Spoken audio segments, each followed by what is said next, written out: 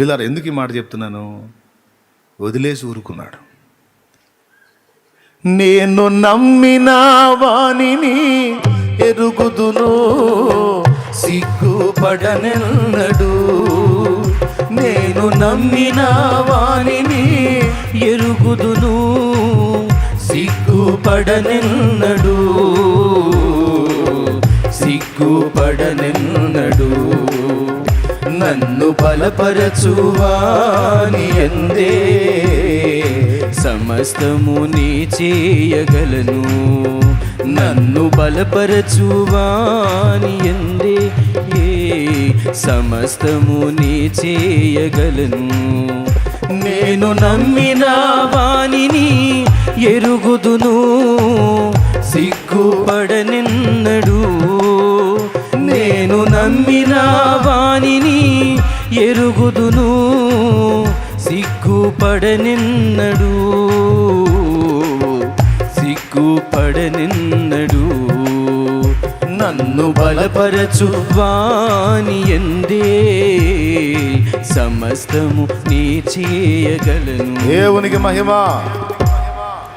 యేసయ్య అంటాడు, బిడ్డ నా దగ్గరకు రాకముందు మోసావు నాన్న, మోసావమ్మా, ఇంకెందుకురా అనవసరంగా నువ్వు రోగాలు తెచ్చుకుంటావు, ఇంకా నువ్వు ఆలోచించే ప్రక్రియ ఆపేసానన్నా, నేనున్నా కదరా తల్లి, నీ చేతనైనా ఏదో నువ్వు చేసుకుంటూ వెళ్ళిపో, నీ మీదే భారం వేస్తున్నాను ప్రభువా అని అప్పచెప్పేసే.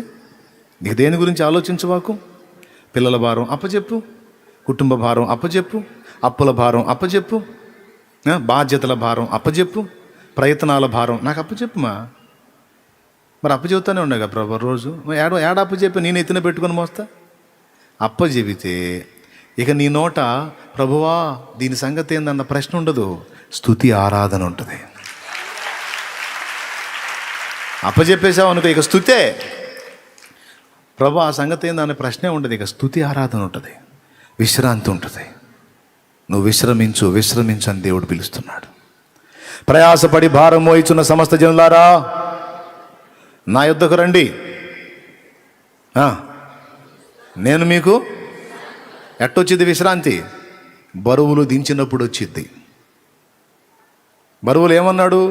ఆయన మిమ్మల్ని గూర్చి చింతించుచున్నాడు కనుక మీ చింత యావత్తు మీ నెత్తిన పెట్టుకోండి అన్నాడా?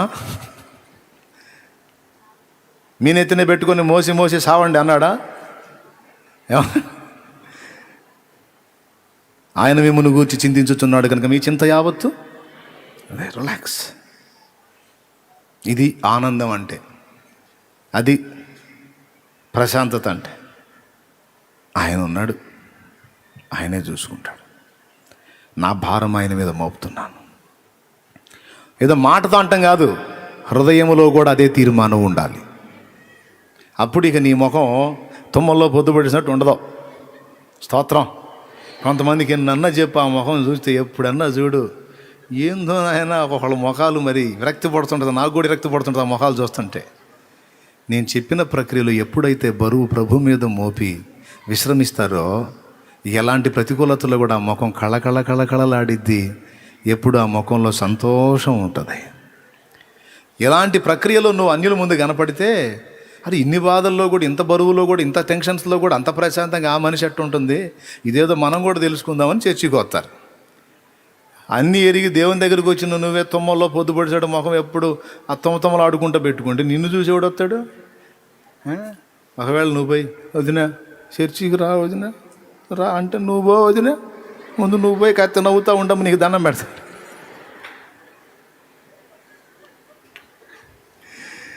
అమ్మ నీ ముఖం ముందు నీ ముఖం మార్చుకో తల్లి. నువ్వు చెప్పాల్సిన అవసరంలా, పాటలు పాడుతుంటా తిరుగు, ఆనందంగా తిరుగు, బాధలను లెక్క చేయకుండా బరువు ఏసై మీద వేసి తిరుగు, నువ్వు హ్యాపీగా తిరుగు. ఆనందమే పరమానందమే ఆశ్రయపురమైన యేసయ్యా నీలో, ఆనందమే పరమానందమే ఆశ్రయపురమైన యేసయ్యా నీలో. నేను సీరియస్గా ముఖం పెడతా, మీరు చూడగలరా? నా చేత అట్లా సీరియస్గా ఇప్పుడు పెడదామన్నారు అట్లా నాకు. సీరియస్గా ముఖం తెచ్చిపెట్టుకుందామన్న సీరియస్ రావట్లే. నేను అట్లాగా సీరియస్గా బిగుసుకొని ఉన్నాను అనుకో, మీకు మీకు ఏమనిపించింది? విచిత్రం చెప్ప, నా ఫేస్ ఎలా ఉంటుందో మీ మొహాలు అలానే ఉంటాయి. నేను సీరియస్గా ఉన్నాను అనుకో, అరే ఏందో తేడా పడ్డట్టు ఉందిరా, అన్న సీరియస్గా ఉన్నాను మనం కూడా. నేను నవ్వుతాను అనుకో, అందరూ అలానయ్యా అనుకుంటారు. అవునా? చూడగలరా? సీరియస్గా ఉంటే చూడబుద్ధి అయిద్దా? వికారంగా ఉంటే చూడబుద్ధి అయిద్దా? నో. దేవుని యందలి విశ్వాసమును బట్టి స్తుతి గీతము, ఆరాధన, విశ్వాసమును బట్టి చిరునవ్వు. పచ్చిక గల చోట్ల పరుండ చేసితివే, జీవ జలములు త్రాగనీచితివే. పచ్చిక గల చోట్ల పరుండ చేసితివే, జీవ జలములు త్రాగనీచితివే. నా ప్రాణమునకు సేద తీర్చితివే, నీతియు శాంతియు నాకీచితివే. నా ప్రాణమునకు సేద తీర్చితివే, నీతియు శాంతియు నాకీచితివే. ఈ పాట ఎంత బాగుందండి, ఎంత ఆనందంగా పాడాలి. కొంతమంది విశ్వాసం ఎట్టుంటుందంటే, పచ్చిక గల చోట్ల పరుండ చేసితివే, జీవజలము తాగని.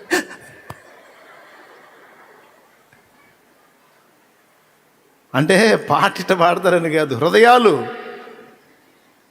ఈ మనసులు ఇట్లా పెట్టుకుని, మొహాలు అట్ట పెట్టుకుని పాటికి ఎట్ట ఉంటుందో ఆలోచించండి. అట్లాంటి మనిషి బజార్లో మిడి తిరిగినా, వీధుల్లో తిరిగినా, ఇళ్ళ పక్కన వాళ్ళు చూసినా పొరపాటును కూడా చర్చికి పోకూడదమ్మా. పొరపాటును కూడా పోకూడదు. పోతే మన బతుకు కూడా అంతే తయారయ్యేటట్టు. దేవునికి స్తోత్రం కలుగును కాక. హల్లెలూయా. ఏమండి, అడగాల నిన్ను చూసి, అన్న ఇన్ని బరువులు పెట్టుకొని, ఇంత టెన్షన్స్ పెట్టుకొని అసలు పాటలు పాడుతూ తిరుగుతున్నావు, అసలు ఏందండి నీ ఆనంద రహస్యం ఏంటంటే, ఏసేనా ఆనంద రహస్యం.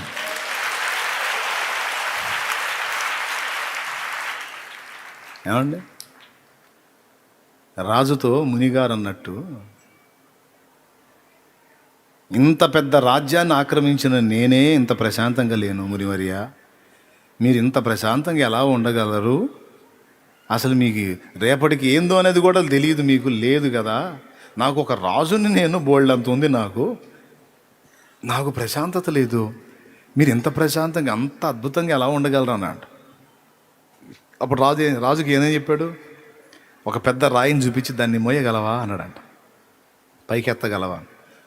Prestige question. ఎందుకు ఎత్తలేని? ఎత్తుతా అన్నాడు. సరిపోయి ఎత్తాను, పట్టుకొని పైకి ఎత్తాను. నేను చెప్పిందాకా పడేవాక అన్నాడు. అలానే పట్టుకొని ఉన్నాడు. ఎట్టుంది అన్నాడంట. కాస్త బరువుగా ఉందన్నాడు. అట్లనే ఉండన్నాడు.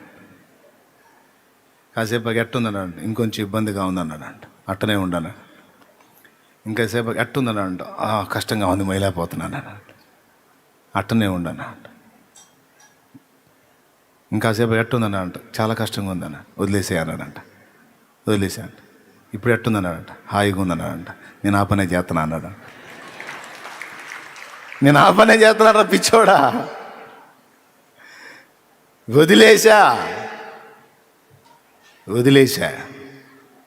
లోకస్తుడేమో ఎవరి మీద వదిలేశాడు కూడా తనకు తెలియదు. క్రీస్తు యేసునందున్న మనమేమో క్రీస్తు మీద వదిలేశాం. వాడికి లేనిది మనకున్న నిరీక్షణ ఇది. మనమేమో గాల్లో వదిలేయలేదు, శూన్యంలో వదిలేయలేదు, ఒక వ్యక్తికి అప్పచెప్పాం. ఒక నమ్మకమైన వ్యక్తికి, ఒక మంచి జ్ఞానవంతునికి, శక్తివంతునికి, వివేకము గలవానికి, ఒక అద్భుతమైన రీతిని మన జీవితాన్ని మార్చగల వ్యక్తికి అప్పచెప్పి విశ్రమిస్తున్నాం. అది నేను మొత్తుకుంటుంది. ఏదో ఈ పూట విని ఈ కాసేపు అట్టట్ట కాదు. నేను చెప్పిన మాట హృదయంలోకి తీసుకొని అలవాటు చేసుకోండి. ప్రభు మీద ఆధారపడి బరువును దించుకొని విశ్రాంతిని అనుభవించుట అనేది సాధన చేయండి. నేర్చుకోండి.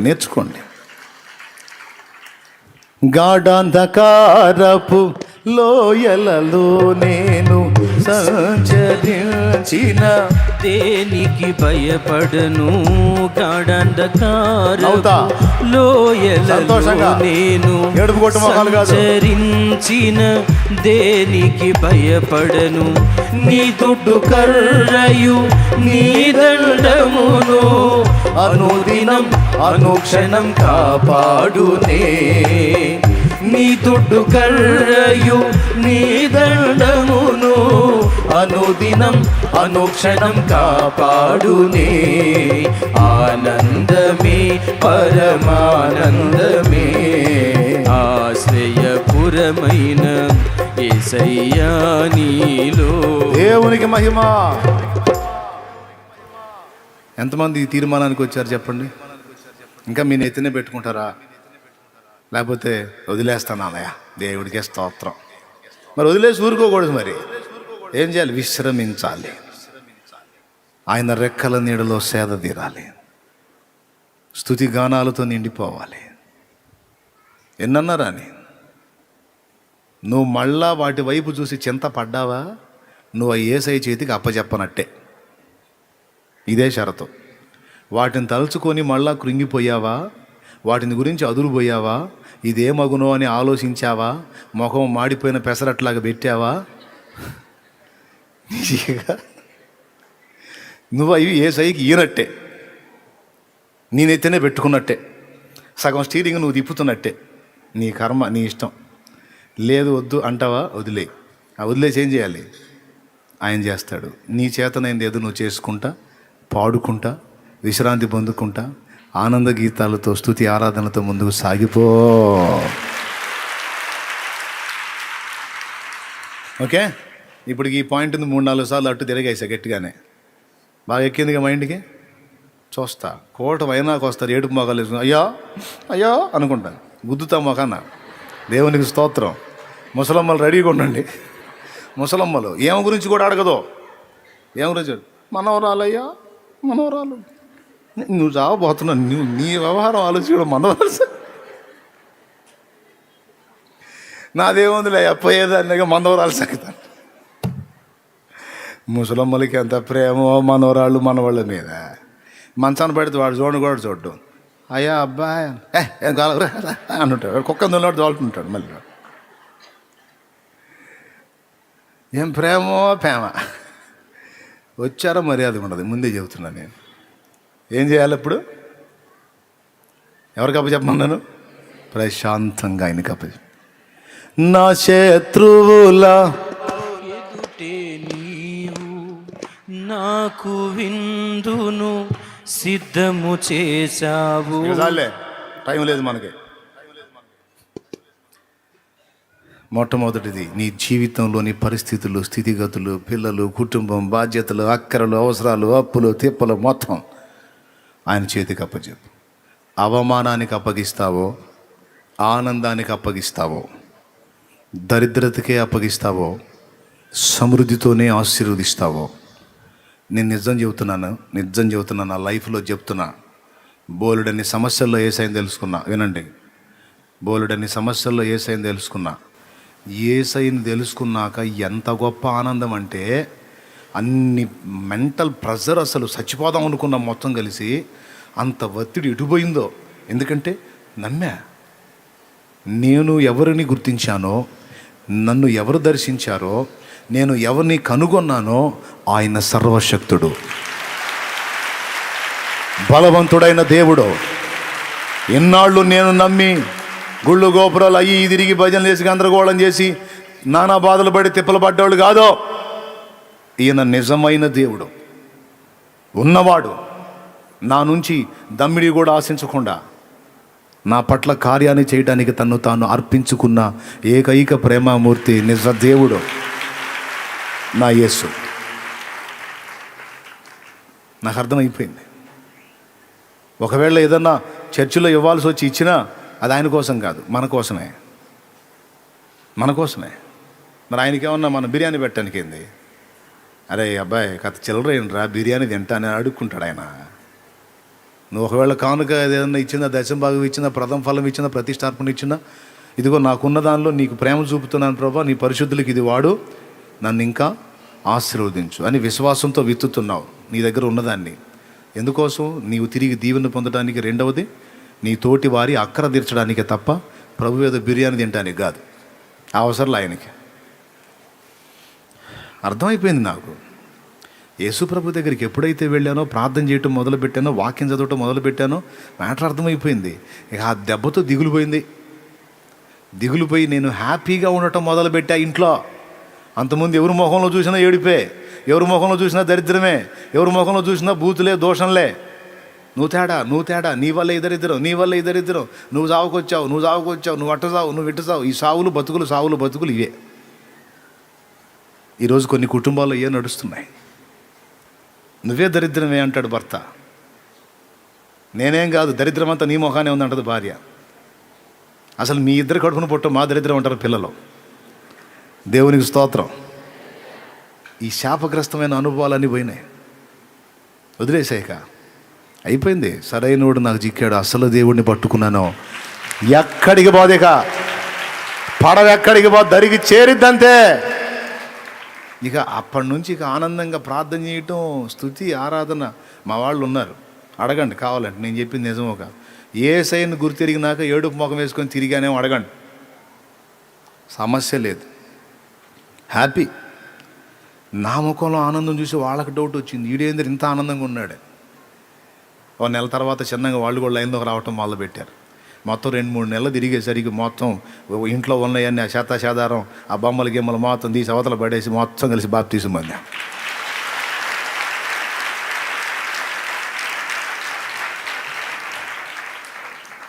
నమ్మాం, విశ్వసించాం. విశ్వాసానికి గుర్తుగా పాప క్షమాపణ నిమిత్తం పాపాలన్నీ కడగబడి పరిశుద్ధపరచబడి క్రొత్త జీవిత అనుభవంలోకి రావటానికి, నిత్య జీవాన్ని స్వతంత్రించుకోవటానికి యేసయ్య చెప్పిన మాట చొప్పున మారు మనసు పొంది పాప క్షమాపణ నిమిత్తం బాప్తీసం పొందాం. బాప్తీసం పొంది అందరం కలిసి ప్రార్థన చేయటం మొదలుపెట్టాం. వాక్యం చదువుకోవటం మొదలుపెట్టాం. డైలీ దినమంతా హాయిగా చాకిరీ చేసుకోవటం, ఏదో ఉన్న పని ఎవరి పని వాళ్ళు చేసుకోవటం, సాయంత్రానికి రావటం, మొత్తం స్నానాలు చేయటం, కూర్చోవటం, మోకాళ్ళు వేయటం, పిల్లలతో సహా మొత్తం ప్రార్థన చేయటం మొదలుపెట్టాం. అప్పులు పోయినాయి, రోగాలు పోయినాయి, దరిద్రం పోయింది, నువ్వు తేడా పోయింది, శాతబడి పోయింది, చెల్లంగి పోయింది, బాణామతి పోయింది, ఎచ్చాటన పోయింది, ఉచ్చాటన పోయింది, వశీకరణ పోయింది, అసలు దరిద్రమే పోయింది. దేవునికి స్తోత్రం. ఆనందం. ప్రతిరోజు నా ఇంట స్తుతి గీతం, ప్రతిరోజు నా ఇంట సంతోష స్వరం. చుట్టుపక్కల వాళ్ళకి ఒక ఆశ్చర్యం. ఆ సమాజమే కదలటం మొదలుపెట్టింది. అదొక సంఘంగా మారిపోయింది. ఆ సంఘమే ఈ సంఘంగా అవతరించింది. అదే జరిగింది. చూసారా? అందుకు చెబుతున్నా, ఈరోజు నువ్వు నిజంగా యేసును నమ్మినట్లయితే వేసేసే బరువు. రిలాక్స్. నేను మిమ్మల్ని హిప్నటైజ్ చేయట్లే, నిజం చెబుతున్నా. విశ్రమించు. నువ్వు వదలనంత వరకు ఆయన పట్టుకోడు, నువ్వు వదిలితే ఆయన జోక్యం చేసుకో.